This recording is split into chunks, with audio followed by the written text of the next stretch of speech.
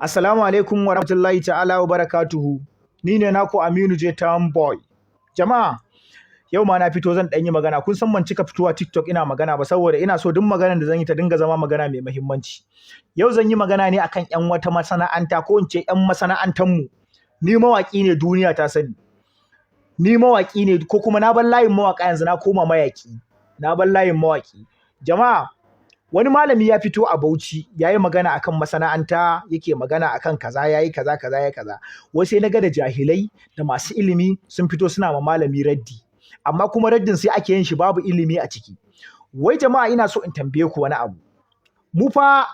Mun fi kowa sanin cewa fa masana'antar mu nan ba fa Islamiyya bace. Ba fa tarbiyya muke koyarwa ba. Mu kanmu mun sani Allah ya ce inda na halarci duniya don wasa da na turo annabin wasa. Masana'antar mu fa mun sani ba fa Islamiyya bace, ba fa addini muke koyarwa ba. Waka ce muke da fina-finai kawai da kiɗe-kiɗe.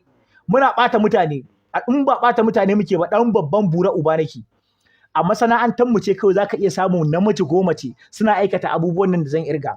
Zaka iya samun mace ƴan luɗi ce, ana iskanci da ita baya, karuwa ce, tana zuwa ta yi zina a biya ta, ƴan lesbian ce, tana iskanci da mace ƴar uwarta, tana kashe mutum, in ta yi ciki tana iya zuwa ta zubda cikin ta yi kisa, sannan tana haɗa Allah da wani shirka, takan bi bokaye, tana neman sa'a da ƙarfin stardom, tana so ta buge wance ta buge wance. Haka mazan kana iya samun namiji ɗan luɗi ne a masana'antan. Shi luɗi yake kuma yana zina, yana bin bokaye. Malam, a cikin manyan saɓannin Allah da Allah ya ce wannan saɓan Allah chronic, wanne ne ba a yi a cikin wannan masana'antar? Wanne ne ba a yi? Amma an ce wai waɗannan mutanen su ne suke koyar da tarbiyya, wai mu ne muke koyar da tarbiyya. Ni dai bana luɗu, bana zina, bana shaye-shaye, bana sata, bana bin boka. Ni kawai giredin ɗan iska ne, kuma zan faɗi gaskiya, kuma bana tsoron uban kowa. Shine kawai abin da na sani. Allah ya ce in na halarci duniya don wasa zan turo annabin wasa. Waka haramun ne, fim haramun ne. Inda addini ya yarda da shi da sun zo a cikin addini, da malamanmu na Islama ba za su ringa kushewa ba. Amma kun fito kuna zagin malamai. Na ji wani ya fito iya cewa shi Allah ya sa ya mutu yana fim.